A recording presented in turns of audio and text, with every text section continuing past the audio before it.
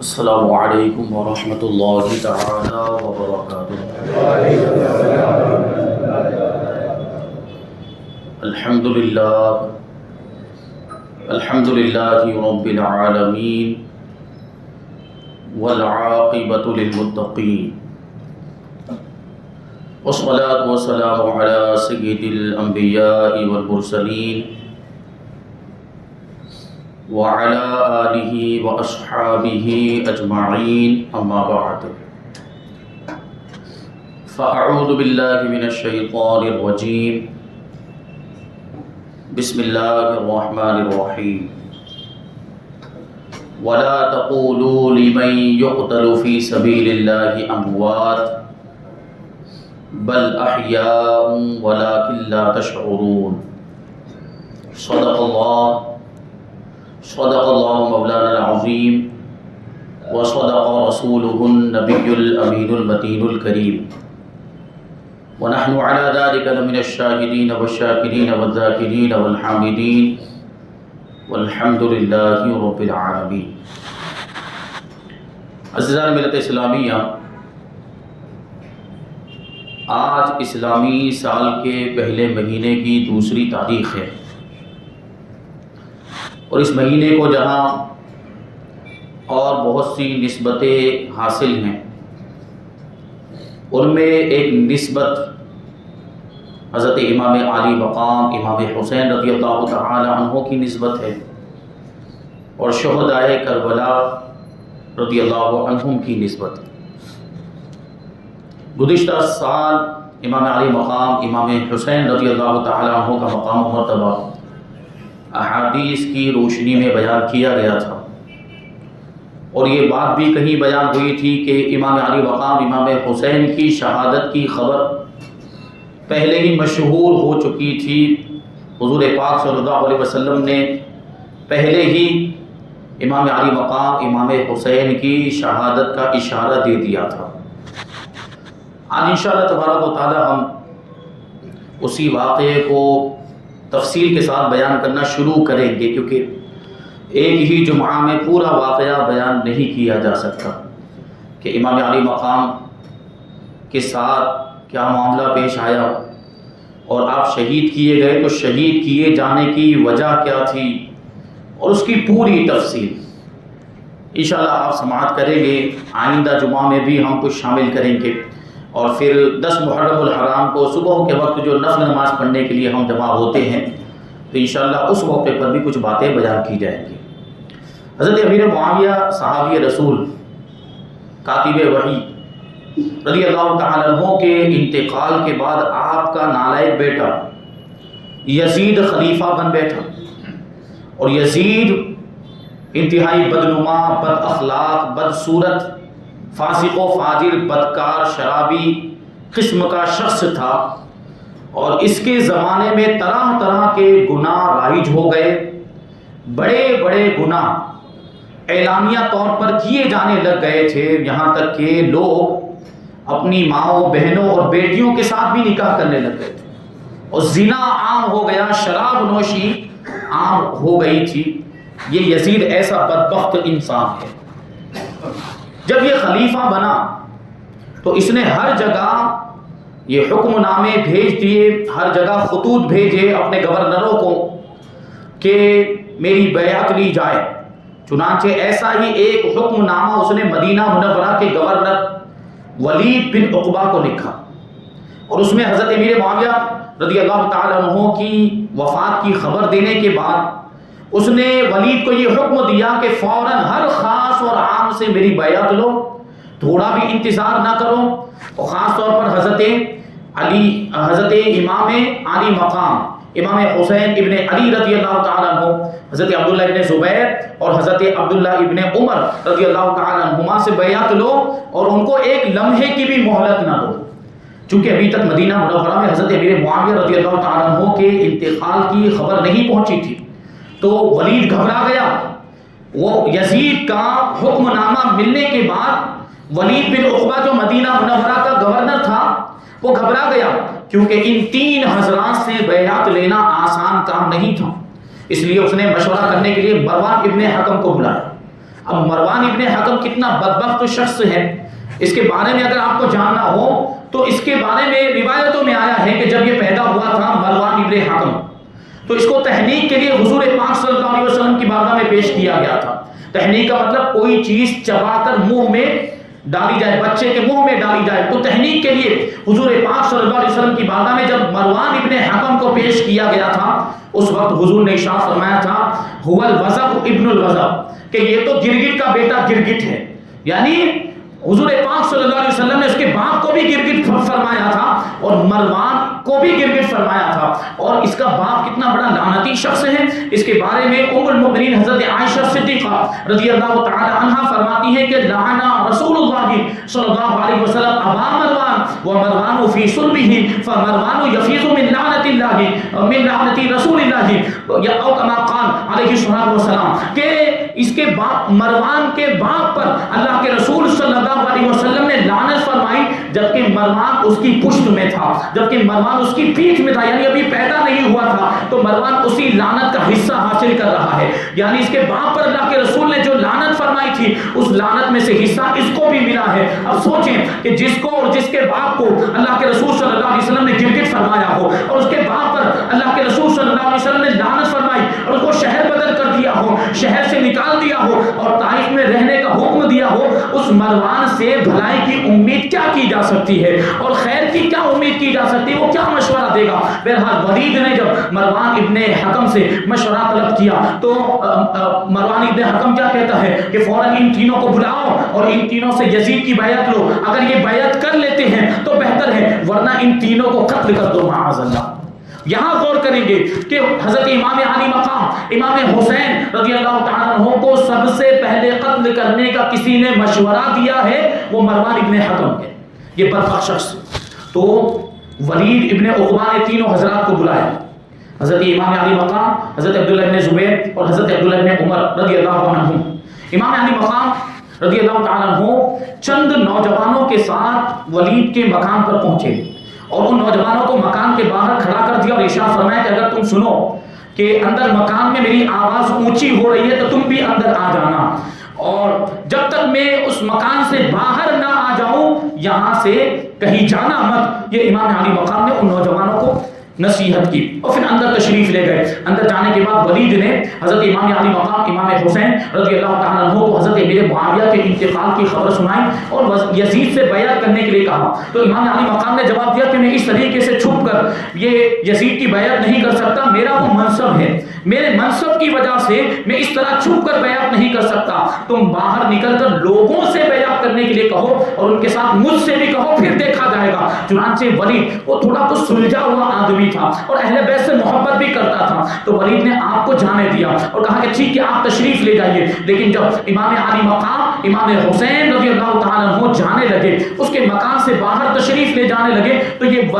مروان ابن حکم پھر سے بول اٹھا اور غصے میں آ کر ولید سے کہتا ہے کہ یہ موقع تمہیں ملا ہے، اس موقع کو ضائع نہ کرو، ان سے ابھی بیعت لے لو، اگر انہوں نے ابھی بیعت کر لی تو ٹھیک، ورنہ بعد میں تم ان پر قابو نہیں پا پاؤ گے، اور انہیں اگر یہ بیعت کر لیتے تو ٹھیک ہے، ورنہ ان کو قتل کر دو۔ پھر سے کہہ رہا ہے بدبخت مروان ابن حکم کہ ان کو جانے مت دو، اگر یہ چلے گئے تو پھر تم ان پر قابو نہیں پا سکو گے، اور اگر یہ بیعت نہیں کرتے ہیں تو ان کو قتل کر دو۔ امام علی مقام نے اس کا ایک جملہ سن لیا، آپ وہیں پر کھڑے ہو گئے اور ارشاد فرمایا کہ اے ابن زرقہ، کیا تو مجھے قتل کرے گا یا یہ لوگ مجھے قتل کریں گے؟ خدا کی قسم تو جھوٹا اور تو کمینہ ہے۔ اتنا فرمانے کے بعد امام علی مقام اس گھر سے باہر تشریف لے گئے۔ اب باہر تشریف لے گئے تو وہ پھر جو ولید سے کہنے لگا کہ تم نے اتنا اچھا موقع ضائع کر دیا، ولید سے یہ مروان ابن حکم کہنے لگا کہ تم نے اتنا اچھا موقع اپنے ہاتھ سے جانے دیا، یہ حسین کو ابھی ہی قتل کر دینا چاہیے تھا معاذ اللہ۔ تو ولید جواب دیتا ہے کہ تم خود افسوس کی بات ہے کہ مجھے ایسی بات کا مشورہ دے رہا ہے جس میں میرے دین کی تباہی ہے، تو مجھے نواسۂ رسول کو قتل کرنے کا مشورہ دے رہا ہے، اور صرف اس وجہ سے کہ انہوں نے یزید کی بیعت نہیں کی۔ خدا کی قسم اگر ساری دنیا کا مال و متاع اور ساری دنیا کی دولت بھی میرے قدموں میں لا کر رکھ دی جائے، پھر بھی میں اپنے ہاتھوں کو نواسۂ رسول کے خون سے رنگین نہیں کروں گا۔ یہ ولید ابن عقبہ نے جواب دیا تھا۔ بہرحال امام علی مقام امام حسین رضی اللہ عنہ وہ خوب جانتے تھے کہ یزید کی بیعت کا انکار،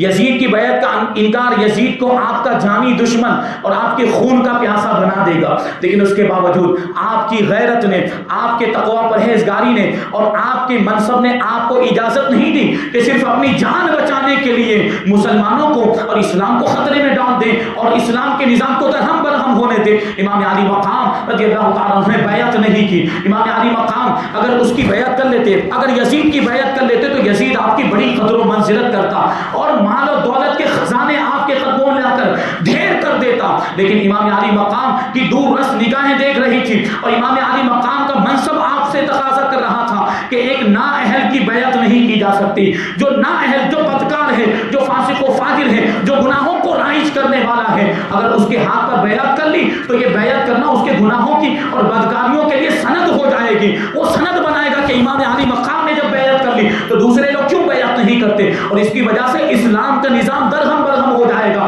اور دین میں ایسا فساد برپا ہو جائے گا اور ایسی خرابی آ جائے گی جس کو دور کرنا بعد میں ناممکن ہو جائے گا۔ اس لیے امام علی مقام، امام حسین رضی اللہ تعالیٰ عنہ نے دین اسلام کو بچانے کے لیے اپنی جان کی پرواہ کیے بغیر یزید کی بیعت کرنے سے انکار کر دیا۔ پھر کیا ہوا؟ شام کے وقت پھر سے ولید بن عقبہ نے آدمی بھیجا امام علی مقام کو بلانے کے لیے،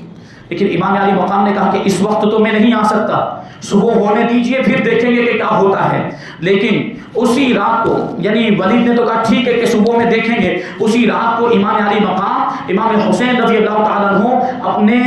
اہل و عیال اور اپنے عزیز و اقارب کے ساتھ مدینہ منورہ سے مکہ مکرمہ روانہ ہونے کے لیے تیار ہو گئے۔ اور سوچے کہ یہ مدینہ منورہ یہ وہی مبارک شہر ہے جو رسول پاک صلی اللہ علیہ وسلم کا سب سے پیارا اور سب سے محبوب شہر ہے۔ اللہ کے رسول صلی اللہ علیہ وسلم نے اس کے بارے میں فرمایا کہ لا يقبض النبی فی الا فی احب الامکنۃ الیہ، کہ نبی کا انتقال اسی جگہ پر ہوتا ہے جو جگہ اس کو سب سے زیادہ محبوب اور پسندیدہ ہوا کرتی ہے۔ آپ غور کریں تو نبی پاک صلی اللہ علیہ وسلم کا انتقال مدینہ منورہ کے اندر ہوا، اس کا مطلب یہ کہ مدینہ منورہ حضور پاک صلی اللہ علیہ وسلم کو سب سے زیادہ عزیز اور سب سے زیادہ پیارا تھا، اور جب مدینہ منورہ حضور کو پیارا تو امام حسین کو پیارا کیوں نہیں ہو سکتا؟ امام علی مقام بھی مدینہ منورہ سے بڑی محبت کرتے تھے اور امام علی مقام امام حسین کو بھی مدینہ منورہ سے بڑا لگاؤ تھا، لیکن حالات نے مجبور کر دیا تھا اسی مقدس شہر کو چھوڑنے پر۔ آج اس شہر کو چھوڑ کر جانا پڑ رہا ہے۔ بہرحال سفر کی تیاریاں مکمل ہو گئی، اونٹوں پر کجاوے کس دیے گئے اور اہل بیت نبوت کا یہ چھوٹا سا قافلہ مدینہ منورہ کی جدائی میں تڑپتا ہوا اور صدمے سے روتا ہوا مدینہ منورہ کو چھوڑنے کے لیے تیار ہو گیا، اور امام علی مقام امام حسین اپنے نانا جان کی بارگاہ میں آخری سلام عرض کرنے کے لیے حاضر ہوئے، روضہ رسول پر حاضر ہوئے۔ سوچیں اس وقت امام علی مقام کی کیفیت کیا ہوگی؟ یقیناً آنکھوں سے اشک رواں ہوں گے، آنکھیں اشک غم کی بارش کر رہی ہوگی۔ امام علی مقام اپنی زبان حال سے حضور پاک صلی اللہ علیہ وسلم کی بارگاہ میں یہ عرض کر رہے ہوں گے کہ اے میرے نانا جان، یہ دیکھیے کہ لوگوں نے مجھے مدینہ منورہ چھوڑنے پر مجبور کر دیا، آج اس مقدس شہر کو چھوڑ کر جانا پڑ رہا ہے جو شہر مجھے سب سے زیادہ عزیز اور سب سے زیادہ پیارا ہے، یہیں پر ہمارا بچپن گزرا ہے، یہیں پر ہم نے آپ کو صحابہ اکرام کے جھرمٹ میں بیٹھے ہوئے دیکھا ہے، اس شہر سے ہماری بہت سی یادیں جڑی ہوئی ہیں۔ یا رسول اللہ، آج اسی شہر کو چھوڑنا پڑ رہا ہے اور وہی شہر چھوڑ کر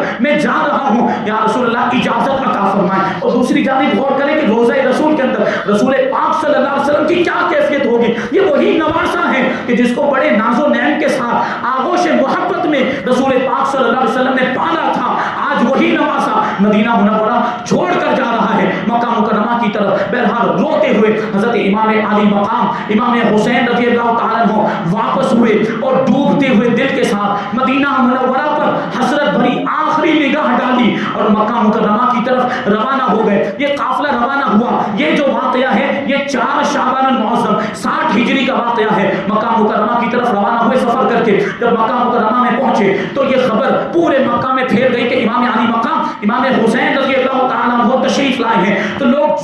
جو فوج در فوج امام علی مقام کی بارگاہ میں حاضر ہونے لگے اور آپ کی زیارت کا شرف حاصل کرنے لگ گئے، لیکن آپ امام علی مقام رضی اللہ تعالیٰ عنہ مکہ مکرمہ میں ایک پناہ گزی کی حیثیت سے مقیم رہے۔ آپ نے یزید کے خلاف کسی سے بیعت نہیں لی اور نہ ہی کوئی لشکری طاقت کو تیار کیا. آپ صرف پناہ لینے کی حیثیت سے مکہ مکرمہ میں ٹھہرے رہے. اب ادھر دوسری جانب کوفہ والوں کی طرف سے وہ خطوط آنے شروع ہو گئے. بڑا مشہور واقعہ ہے کہ کوفیوں نے خط لکھ کر امام علی مقام کو کوفہ بلایا تھا. یہ کوفہ سے چونکہ ان لوگوں کا تعلق ہے اس لیے کوفہ کی مختصر تاریخ بھی بیان کر دی جائے. یہ کوفہ کیسے آباد ہوا اور کوفہ کیسے یہ شہر جو ہے بسایا گیا. تو 14 ہجری سے لے کر 16 ہجری تک قادسیہ وغیرہ کی فتوحات کے بعد مسلمانوں نے عراق میں سکونت اختیار کر لی تھی. لیکن پہلے مدائن میں رہتے تھے لیکن مدائن کی آب و ہوا مسلمانوں کو راس نہیں آئی. اس لیے صحابی رسول حضرت سعد ابن ابی وقاص رضی اللہ تعالیٰ عنہ نے ایک جگہ تلاش کرنے کے لیے کہا اور حکم دیا. تو یہ جگہ تلاش کی گئی کوفہ جہاں پر آباد ہے. یہ جگہ تلاش کی گئی حضرت سعد ابن ابی وقاص کے حکم سے اور پھر یہاں پر مسلمانوں کے مکانات تعمیر کیے گئے. یہاں مسلمانوں کو آباد کیا گیا اور 17 ہجری میں حضرت سعد ابن ابی وقاص رضی اللہ تعالیٰ عنہ فوج لے کر یہاں تشریف لے آئے اور اس طریقے سے یہ کوفہ شہر آباد ہوا. حضرت مولا کائنات علی مرتضیٰ کرم اللہ وجہہ الکریم کے زمانے ہی سے حضرت علی کے چاہنے والے حضرت علی کے محبین یہاں پر موجود تھے. یہ آپ کے چاہنے والوں کا مرکز تھا. لیکن یہ بات یاد رکھیں کہ کوفیوں نے حضرت علی سے بھی بے وفائی کی تھی. ان سے وفا کی امید نہیں تھی, بے وفائی کا خطرہ تھا. لیکن پھر بھی کیا ہوا, وہ خطوط کا جب معاملہ ہوا تو امام علی مقام رضی اللہ تعالیٰ عنہ نے ان خطوط کا کیا جواب دیا. بہرحال جب امام علی مقام رضی اللہ تعالیٰ عنہ مکہ مکرمہ پہنچ گئے, اب کوفہ والوں کو پتا چلا کہ یزید بادشاہ بن گیا ہے, حضرت امیر معاویہ رضی اللہ تعالیٰ عنہ کا انتقال ہو گیا ہے اور امام علی مقام نے اس کی بیعت کرنے سے انکار کر دیا. تو تاریخ تبری کی روایت کے مطابق یہ سلیمان ابن سورت کے مقام پر سارے شیعہ لوگ جمع ہوئے اور جمع ہونے کے بعد آپس میں مشورہ کرنے لگے. پہلے تو ان لوگوں نے حضرت امیر معاویہ رضی اللہ تعالیٰ عنہ کے انتقال پر خدا کا شکر ادا کیا. پھر یہ سلیمان ابن سورت کہنے لگا کہ دیکھو امیر معاویہ کا انتقال ہو چکا ہے اور امام علی مقام مکہ مکرمہ چلے گئے اور انہوں نے یزید کی بیعت کرنے سے انکار کر دیا. تم ان کے بھی شیعہ ہو اور ان کے والد کے بھی شیعہ ہو. اگر تم ان کی مدد کرنا چاہتے ہو اور اگر تم ان کے دشمنوں سے لڑنے کی طاقت رکھتے ہو تو ان کو تشریف آوری کے لیے خطوط لکھو, یعنی ان کو یہاں بلاؤ خط لکھ کر. اور اگر کمزوری اور بزدلی کا اندیشہ ہے تو پھر ان کو یہاں بلا کر اور ان کو دھوکہ دے کر ان کی جان کو خطرے میں نہ ڈالنا. یہ سلیمان ابن سورت نے کہا تھا تو اس پر سب نے بیک زبان ہو کر یہ جواب دیا تھا کہ خدا کی قسم ہم ان کے دشمنوں سے لڑیں گے اور ان پر اپنی جانوں کو قربان کر دیں گے اور ان کو ہم دھوکہ نہیں دیں گے. یہ صرف زبانی دعوے تھے, یہ صرف زبانی دعوے تھے, کیونکہ بعد میں کیا ہوا تقریباً سارے مسلمانوں کو معلوم کہ کوفیوں نے کیسی بے وفائی کی تھی. اس کا مطلب ہے کہ یہ سب دعوے جھوٹے دعوے تھے. بہرحال وہ خطوط لکھے. سب سے پہلا خط جو امام علی مقام کی بارگاہ میں کوفیوں کی طرف سے بھیجا گیا تھا اس میں حضرت امیر معاویہ کی وفات اور یزید کی ولی عہدی کا ذکر کیا گیا اور اس میں بعد میں یہ لکھا ہوا تھا کہ اس وقت ہمارے سروں پر کوئی امام موجود نہیں ہے, ہمارا کوئی امام موجود نہیں ہے اور اگر آپ تشریف لاتے ہیں تو ہو سکتا ہے اللہ تبارک و تعالی ہمیں آپ کی برکت سے حق کی حمایت نصیب فرمائے. اس وقت دمشق کا گورنر نعمان ابن بشیر یہاں کوفہ کے اندر موجود ہے لیکن ہم اس کے ساتھ جمعہ کی نماز میں شریک نہیں ہوتے اور نہ ہی اس کے ساتھ عیدگاہ جاتے ہیں. اگر آپ تشریف لے آئیں ہم آپ کے ہاتھ پر بیعت کر لیں گے اور نعمان ابن بشیر کو مجبور کر دیں گے کہ وہ پھر سے ملک شام چلا جائے اور یہ کوفہ کو چھوڑ دے. بہرحال پہلا جو خط تھا وہ خط پہنچا ہے عبداللہ ابن صبح حمدانی اور عبداللہ ابن دال کے ہاتھوں سے یہ خط روانہ کیا گیا تھا. یہ امام علی مقام رضی اللہ تعالیٰ عنہ کی بارگاہ میں 10 رمضان المبارک 60 ہجری میں یہ خط پہلا خط پہنچا کوفیوں کی جانب سے اور اس کے بعد 2 ہی دن کے اندر 53 عرضیاں تیار کی گئی, 53 خطوط تیار کیے گئے اور سارے خطوں کے اندر یا تو ایک دستخط یا 2 لوگوں کی دستخط یا 3 یا 4 لوگوں کی دستخط. اس کا مطلب یہ تھا کہ ایک خط 2 لوگوں کی طرف سے یا 3 کی یا 4 کی طرف سے تھا. یہ سارے خطوط 3 لوگوں کے ہاتھوں روانہ کیے گئے اور پھر کچھ مخصوص لوگوں نے خط لکھے امام علی مقام کے نام اور ان کو بھی روانہ کیا گیا اور یک کے بعد دیگر یہ سارے خطوط مکہ مکرمہ میں امام علی مقام امام حسین رضی اللہ تعالیٰ عنہ کی بارگاہ میں پہنچ گئے. اور یہ جو آخری خط جو تھا وہ آخری خط پہنچا امام علی مقام کی بارگاہ میں یہ ہانی ابن ہانی سویعی اور سعید ابن عبداللہ حنفی کے ہاتھ روانہ کیا گیا تھا. امام علی مقام نے جب ان سارے خطوں کو پڑھا اور ان کے اندر جو لکھا تھا ان مضامین پر آپ مطلع ہوئے تو آپ نے کوفیوں کا جواب لکھا اور کہا کہ اے کوفہ کے رہنے والوں تم لوگوں کے خطوط کو ہم نے پڑھا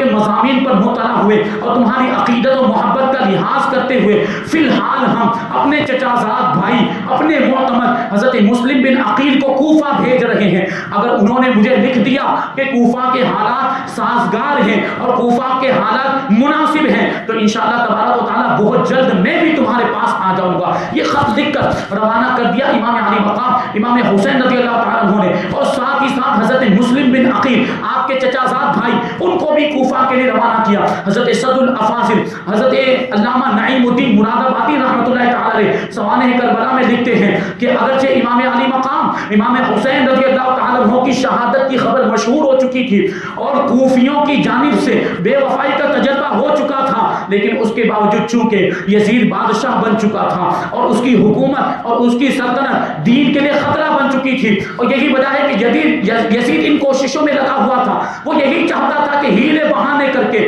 تدبیریں اپنا کر لوگوں کو اپنی بیعت پر مجبور کر دے. اگر یزید کی بیعت کر لی جاتی تو اسلام کا بڑا نقصان ہو جاتا, اور امام علی مقام کے سامنے دوسرا کوئی راستہ بھی نہیں تھا, کیونکہ ایک ظالم بادشاہ کے مقابلے میں کوفہ والوں نے اس کی بیعت کرنے سے انکار کر دیا تھا. وہ کوفہ والے ایک ظالم بادشاہ اور فاسق و فاجر کے ہاتھ پر بیعت کرنے کے لیے تیار نہیں تھے, اور دوسری جانب امام علی مقام سے طالب بیعت تھے, یعنی امام علی مقام سے بیعت کا مطالبہ کر رہے تھے کہ آپ تشریف لائیں تو ہم آپ کے ہاتھ پر بیعت کریں گے. تو اس صورت میں امام پر لازم ہو جاتا ہے کہ جو لوگ ایک ظالم اور فاسق و فاجر بادشاہ کے مقابلے میں اس کی بیعت کا انکار کر کے جو حقدار ہیں اس سے بیعت کا مطالبہ کر رہے ہوں تو پھر اس پر لازم اور ضروری ہو جاتا ہے کہ وہ ان کی درخواست کو قبول کرے اور ان کے مطالبے کا جواب دے. اس لیے امام علی مقام مجبور تھے کوفہ والوں کا جواب دینے پر اور کوفہ والوں کو یہ لکھنے پر کہ ٹھیک ہے اگر مسلم بن عقیل کہیں گے تو ہم بھی آ جائیں گے, کیونکہ ان لوگوں نے وعدے کیے تھے کہ ہم آپ کے ساتھ وفاداری کریں گے, آپ پر اپنی جانوں کو قربان کر دیں گے. کیونکہ اگر امام علی مقام امام حسین رضی اللہ تعالیٰ عنہ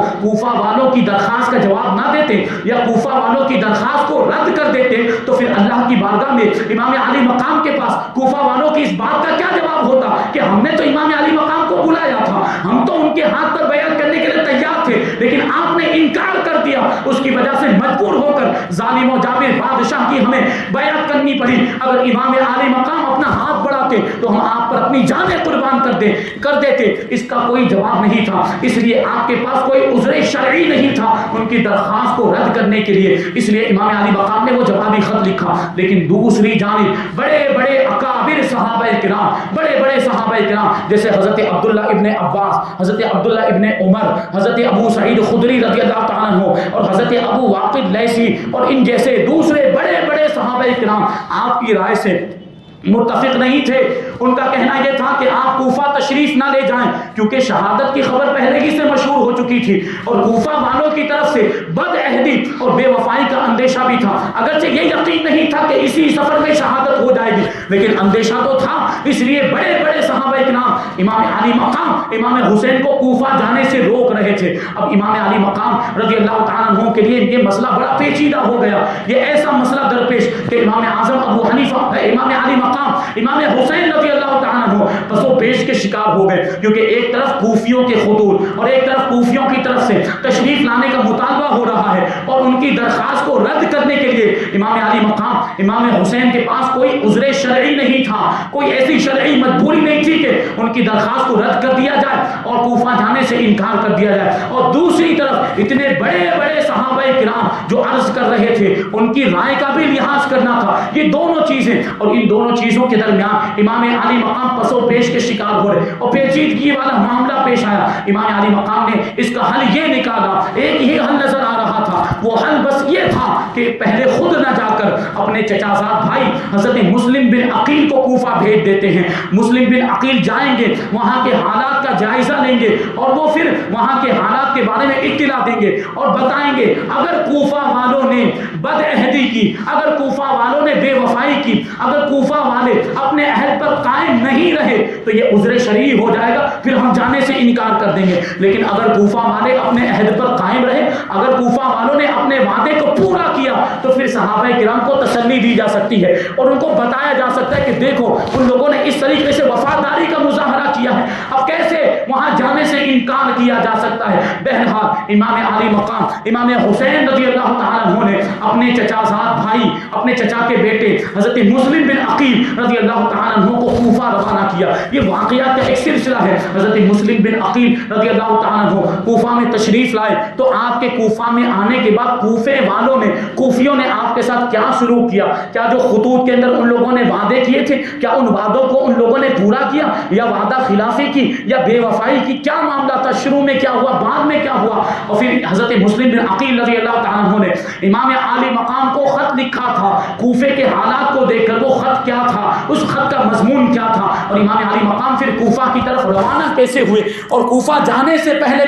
کوفہ جانے کے بجائے آپ کربلا کی طرف کیسے چلے گئے. یہ سارے واقعات انشاءاللہ تبارک و تعالی ہم آئندہ جمعہ کو اور سنیچر کے دن شامل کریں گے. اللہ تبارک و تعالیٰ کی بارگاہ میں دعا ہے کہ ہمیں بھی شہدائے کرام جیسا قربانی اور ایثار کا جذبہ عطا فرمائے، اور ہمیں بھی دین اسلام کے لیے اپنا سب کچھ قربان کرنے کی توفیق عطا فرمائے. وما علینا الا البلاغ. السلام علیکم